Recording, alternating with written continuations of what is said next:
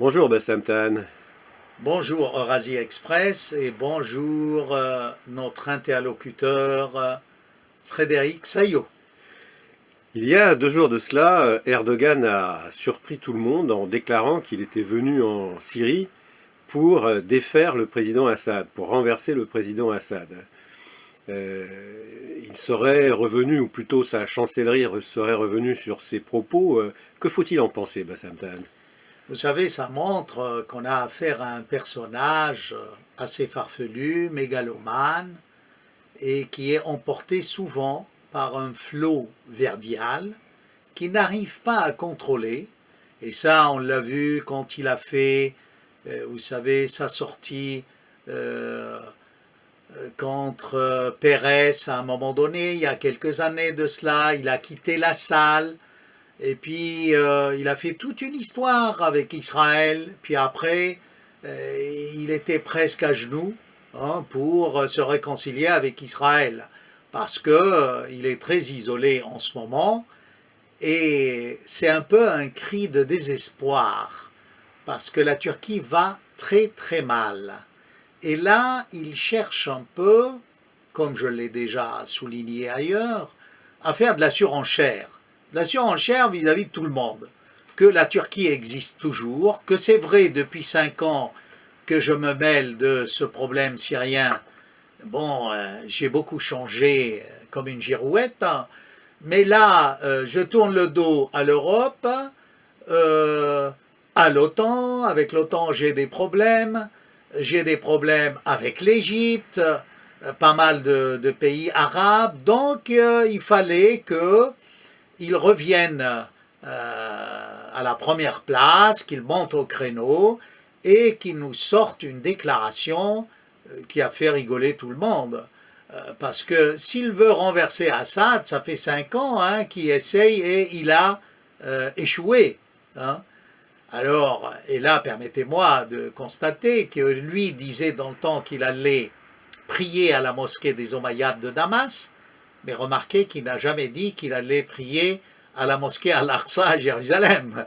Hein. Peut-être qu'il ira un jour avec l'amitié israélienne, qui sait, mais il ne va pas entrer en conquérant. Hein.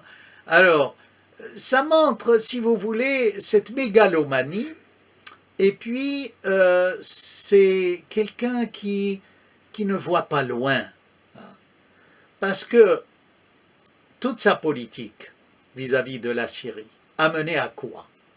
A mené d'abord à arrêter 90 000 fonctionnaires turcs. C'est quand même énorme. Je ne sais pas si dans l'histoire, à part le nazisme ou peut-être le stalinisme, on a eu autant de gens arrêtés en quelques mois ou quelques semaines. Par ailleurs, la liberté de presse, niette, elle n'existe plus. Chaque fois qu'il y a eu des protestations des étudiants pour la cherté des inscriptions, tout ça, ils ont été matés par la manière la plus forte. Des déclarations sur l'islam qui humilient l'islam orthodoxe, alors qu'il se veut le champion de l'orthodoxie musulmane, que la femme ne sera jamais l'égale de l'homme. Hein. Et vous vous souvenez, à un moment donné, les femmes lui tournaient le dos quand il passait dans dans les régions kurdes pour lui montrer bien que la femme kurde n'était pas celle qu'il pense et qu'elle était égale de l'homme, et on l'a vu sur les terrains de bataille. Alors Hein. justement, Bassam Tan, revenons au terrain syrien, puisque vous évoquez les Kurdes. La Turquie est intervenue dans une opération qui a été qualifiée de bouclier de l'Euphrate. Mais où en est cette opération, puisqu'ils avaient pour ambition de prendre la ville d'Elbab, qui se trouve au nord d'Alep et qui est un point stratégique. Vous voyez, c'est-à-dire dans cette opération turque, il y avait plusieurs objectifs. Il espérait, lui, tromper les Russes, tromper les forces loyalistes de Damas et arriver jusqu'à Alep. Parce que vous savez, une fois que vous êtes à Al-Bab, ou il a déjà Azaz, il y a une quarantaine de kilomètres. Hein. d'Alep. Et le premier quartier au nord d'Alep, au nord-ouest, c'est ce que appelaient les chrétiens dans le temps Jabal el-Seydé, la montagne de Notre-Dame, mais qui est appelé maintenant Cheikh Maqsoud, le Cheikh Maqsoud. D'ailleurs, il y a même des chrétiens, des musulmans qui portent le nom de Maqsoud. Vous voyez, c'est intéressant au niveau de l'étude, n'est-ce pas, de l'anthropologie, les quartiers. Alors, s'il était arrivé à Alep, son rêve, il se serait heurté à la première résistance kurde, qui est à Cheikh Maqsoud. Et ça, il en a toujours contre les Kurdes. Et le deuxième quartier, suite aux Kurdes, c'est le Midan, c'est le quartier des Arméniens. Vous voyez, on sent là, et puis il ne faut pas oublier Alep, pour lui qui est ottoman, a une grande valeur historique. Les poètes de la cour ottomane n'ont cessé de chanter les nuits étoilées d'Alep. Ces musiques, à Alep, vous savez, avant la guerre, vous entendiez chanter toutes les langues. L'arménien, le turc, le kurde, le français, l'anglais, l'arabe, le grec. Il fallait voir au bord de cette petite rivière Ouaïq, qui a d'ailleurs été volée par les Turcs. Hein. Ils ont construit des barrages et cette eau ne passe plus par Alep. Et là, il faut admirer le gouvernement d'Assad qui a amené de l'eau de l'Euphrate pour redonner vie à cette rivière d'Alep. C'est important tout cela. Et puis, Alep, c'est la ville rivale. Toujours les Ottomans et les néo-Ottomans, même les Turcs laïcs, n'ont pas avalé le fait qu'ils aient perdu deux grandes métropoles de ce Moyen-Orient, Mossoul et Alep. En 1958, quand il y a eu le pacte de Bagdad, quand on a voulu encercler Nasser, qu'a fait l'armée turque? Il s'est massé au nord de la frontière syrienne, revendiquant Alep. Vous voyez? Donc, là, évidemment, il s'est dit, si j'entre à Alep, je gagne la bataille et je me refais une virginité vis-à-vis de l'Occident. Que vous avez échoué à Alep, moi j'ai réussi. Hein. Mais depuis le temps, depuis le début, il voulait prendre Alep. Moi j'ai rencontré des conseillers à l'Élysée qui un peu se plaignaient de la position indécise des Turcs. Hein. Pourquoi ces Turcs n'entraient pas et n'occupaient pas Alep? Je vous le dis, hein, et je suis responsable de ce que je dis, j'ai entendu ça de mes propres oreilles. Mais parce qu'il hésitait, il jouait plusieurs cartes à la fois, et puis c'était très difficile, parce que quand il s'est aventuré avec un avion, souvenez-vous que la Syrie avait abattu l'avion turc, tout au début. Ils ont testé, et là, j'irai même plus loin. Vous voyez, on reviendra à pourquoi cette opération. C'est que, jusqu'à maintenant, la Syrie n'a pas utilisé les missiles de longue ou de moyenne portée. Je l'ai dit au début de cette crise, la Syrie était préparée à toutes les guerres. Honnêtement, hein, il y avait 400 000 soldats, il y a des centaines de milliers de missiles, et jusqu'à maintenant, ces missiles n'ont pas été utilisés. En effet, hein. Vous l'aviez dit dès le départ, oui. L'armée syrienne, qui est une armée classique, on va dire, a été confrontée à la nécessité des combats de contre-guérilla à laquelle elle n'était pas forcément préparée. Oui, et puis si vous voulez, le problème entre la Turquie et la Syrie au niveau de la frontière, c'est qu'on n'avait pratiquement pas de force sur la frontière turque parce qu'on considérait la Turquie comme un pays ami. Parce qu'il ne faut pas oublier, Bachar el-Assad a même autorisé les Syriens et les Turcs, avec un accord bilatéral, de passer sans visa. Hein, c'était une ouverture économique, mais que les Turcs ont trahi finalement. Alors sur 900 km, il n'y avait que des petits centres de police, de douane. Il n'y avait pas d'armée.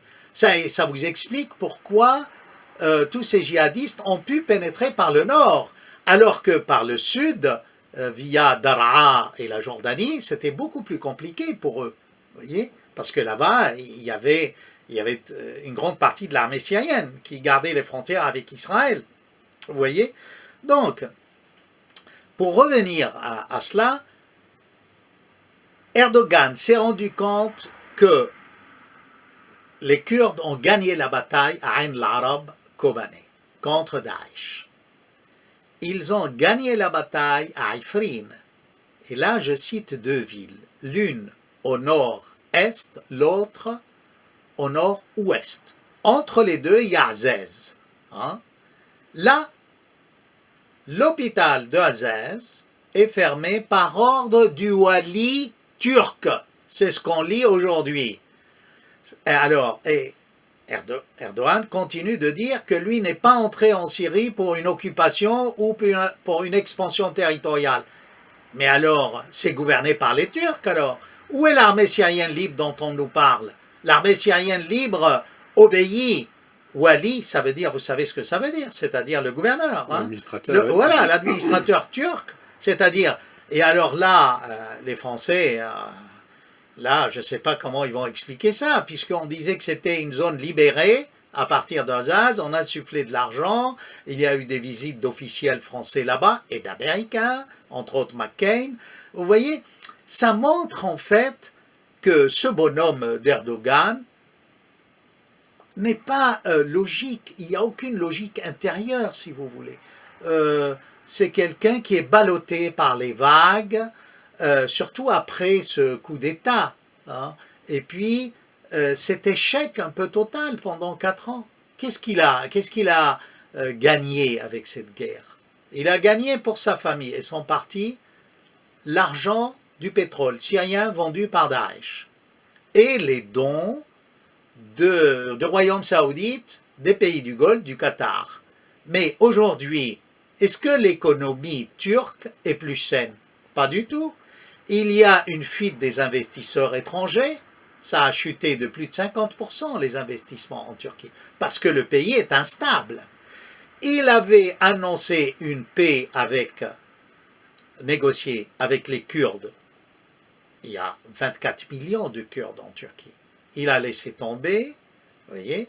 Il a tourné le dos à l'Europe, il veut rétablir la peine capitale, aujourd'hui il veut se tourner vers l'Asie, mais c'est contradictoire tout cela. On ne voit pas l'épaisseur, comment dirais-je, d'homme d'État. Hein. On voit quelqu'un, un orateur qui enflamme ses partisans, mais ça ne va pas plus loin. Il s'est mêlé d'affaires financières au niveau des banques turques. La livre s'est cassée la gueule, elle est en chute libre, hein, passez-moi le terme familier. En fait, la Turquie, le peuple turc, pour qui j'ai beaucoup de respect et d'amitié, hein, c'est un peuple ami, voisin, mérite mieux qu'Erdogan.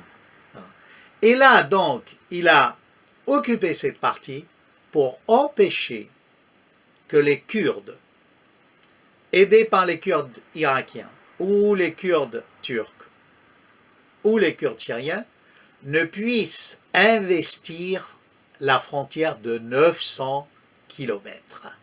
Ça représenterait un grand danger pour la nation turque, ou cette idée un peu,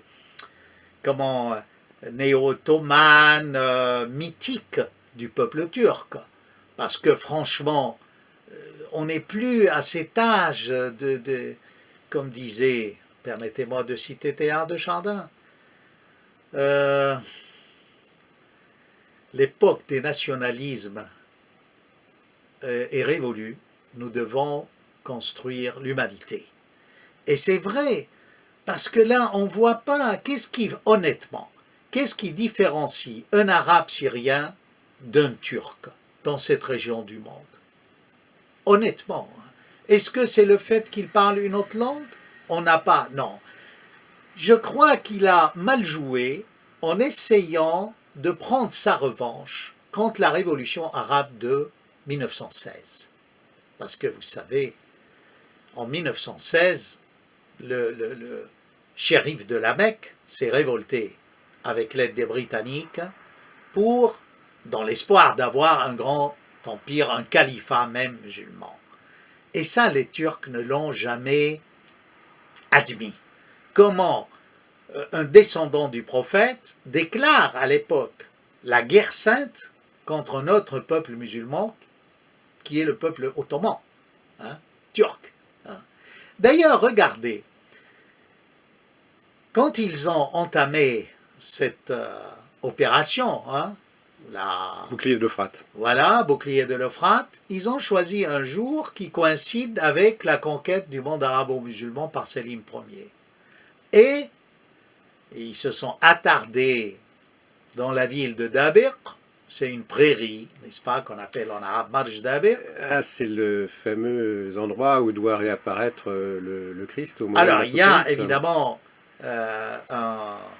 une dimension religieuse de fin du monde, eschatologique, mais en plus, c'est là où c'était la bataille clé pour ouvrir ce monde arabo-musulman. C'est la bataille de la prairie de Dabek. Cette ville qui est maintenant, c'est un petit village, il n'y a pas grand-chose. Mais vous savez, toute cette terre de Proche-Orient est parsemée de sites religieux de toutes les religions du monde. De la religion juive, de la religion chrétienne, de la religion musulmane, des yézidis, des païens. Il faut aussi respecter les païens. Il y a des sites magnifiques. Vous voyez ? Et là, permettez-moi de faire une digression.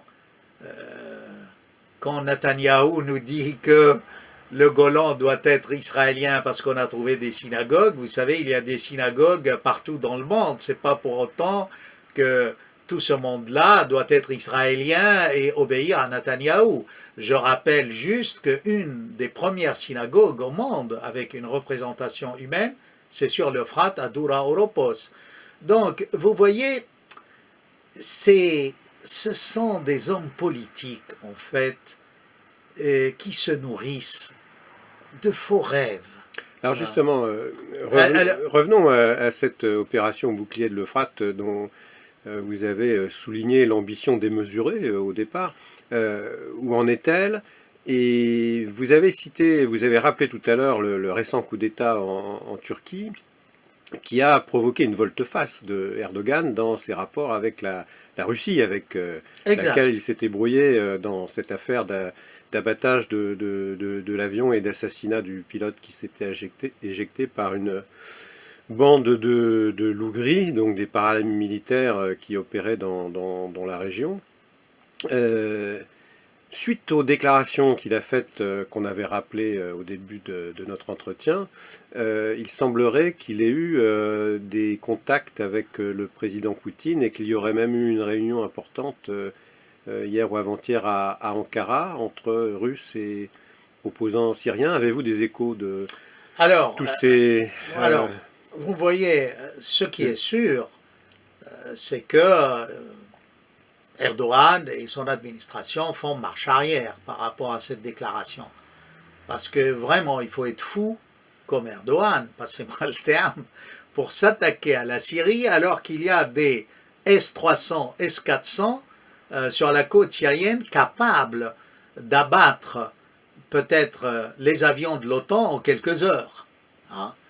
Alors, ce n'est pas l'aviation turque qui va être plus performante que les experts russes qui tiennent les S-300, S-400. Et puis, c'est-à-dire que là, ils se frottent à la Russie. Alors, les Russes ont été très diplomates et très sages. Ils ont dit que cette déclaration était surprenante, mais on nous dit qu'il y a eu 3 coups de fil entre Poutine et Erdogan. Et je crois que Erdogan, il s'est assagi depuis. Maintenant, je crois, vous voyez, moi je donne à ça une autre interprétation. C'est une déclaration pour la consommation locale à l'intérieur de la Turquie. Son peuple, ses partisans surtout, pas les laïcs, aiment ce côté fanfaron de ce coq ottoman, si je puis dire. Mais il faut qu'il fasse gaffe, parce que à la limite, quand on examine la situation de près, c'est des cocoricots que personne n'entend à l'étranger, au contraire, qui le condamnent. Voyez. Et je disais au début, pour les missiles syriens, ne parlons pas des S-300 et S-400, souvenez-vous que la légion allemande qui tenait les patriotes en Turquie a retiré ses patriotes de l'OTAN quand le gouvernement allemand a compris qu'Erdogan n'était pas sérieux dans ses raids aériens et il massacrait les Kurdes plutôt que Daesh. D'ailleurs, ce qui a fait rigoler pas mal de monde au Proche-Orient et la couverture médiatique, la bataille de Jarablus, sans doute contre les Daeshistes. Les Daeshis, il n'y a pas eu de bataille, on n'a vu personne fuir. C'est des gens qui ont changé de vêtements, ils ont mis le petit drapeau turc et puis ça y est, c'est l'armée syrienne libre. Vous voyez, je défie le monde entier de me montrer un seul correspondant de guerre qui a filmé le retrait des forces de Daesh de la ville de Jarablus. Je les défie, il n'y a pas eu. Ça vous montre un peu comment le gouvernement socialiste s'est jeté à pieds joints dans ce bourbier syrien et s'est fait ridiculiser. Mais le comble, c'est que nos médias, tous les jours, continuent l'enfumage. À la limite, on a France des Infos. C'est exactement cela. Vous écoutez, vous rigolez. Et là, permettez-moi de rendre hommage à Michel Colomb, qui disait que quand on veut détruire un pays et monter une guerre, on interdit les gens qui ont un autre point de vue de parler. Dites-moi, depuis 5 ans, qui sont les gens qui défendent le gouvernement légitime de Damas, qui ont eu l'occasion de s'exprimer dans les médias? Pas grand monde. Et ça continue. Mais ça continue alors qu'aujourd'hui, le peuple français est conscient qu'on lui ment du matin jusqu'au soir. Sur toutes les chaînes publiques, à la limite, on devrait intenter un procès. On paye de l'argent pour ces chaînes et ces radios publiques pour nous arroser et nous abreuver de quoi? De mensonges. Tout ça pour défendre une politique irresponsable du gouvernement.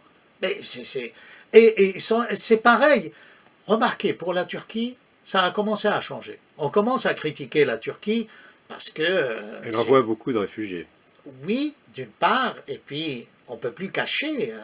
Tous les jours, Erdogan nous sort soit une déclaration complètement folle, ou alors des arrestations, des choses contre les droits de l'homme, et avec ça, il veut de l'Europe, mais il crache sur l'Europe. Non, c'est... Alors, moi, je peux le rassurer, M. Erdogan. Je lui dirai, écoutez, regardez la toponymie de la Turquie, Diyarbakır. Diyarbakır, c'est les quartiers de la tribu Bakr arabe, voyez, et qui ont été jusqu'au lac de Van. Il ne faut pas sous-estimer ses voisins, même quand ils ne sont pas turcophones et d'origine turque. L'Asie mineure a été turque après une invasion, mais il y a là des peuples qui sont beaucoup plus vieux que le peuple turc. Et s'il touche à la Syrie, il aura la réponse adéquate. Le peuple syrien qui, depuis 5 ans, se bat, à sa place, moi, à la place d'Erdogan, je m'en méfierais. Des gens aguerris comme ceux-là, qui tiennent et qui libèrent Alep, sont capables de libérer Antioche, sont capables de libérer Alexandrette, sont capables de parler de l'Arménie occidentale, sont capables de soutenir la lutte légitime du peuple kurde. Arrêtons avec cette turcomanie, soyons réalistes. Si Erdogan veut que les Kurdes restent en Turquie, il faut qu'il signe une paix juste avec eux. Il faut qu'il leur donne une autonomie. Il faut qu'ils respectent les frontières. Il faut qu'ils respectent les Alévis, qu'ils soient turcs ou les Alaouites arabes.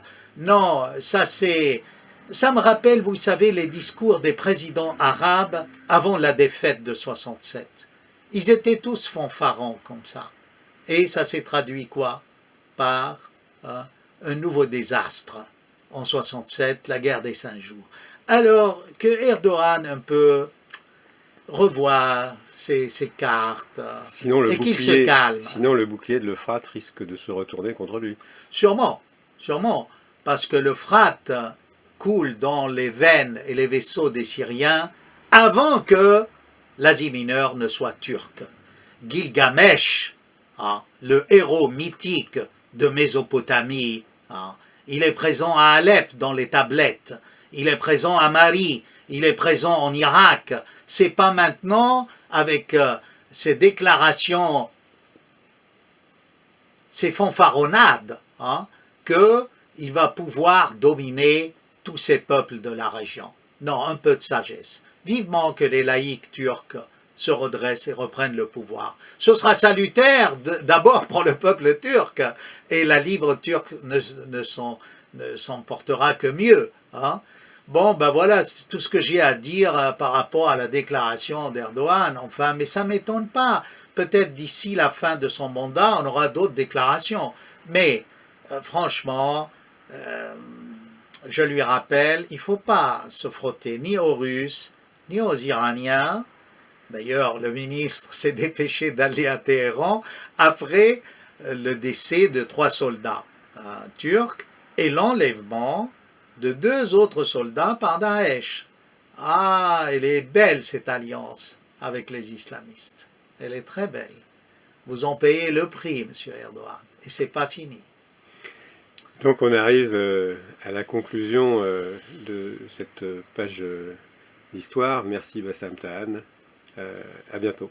Merci Eurasie Express, vous servez vraiment l'Asie. L'Eurasie. L'Eurasie.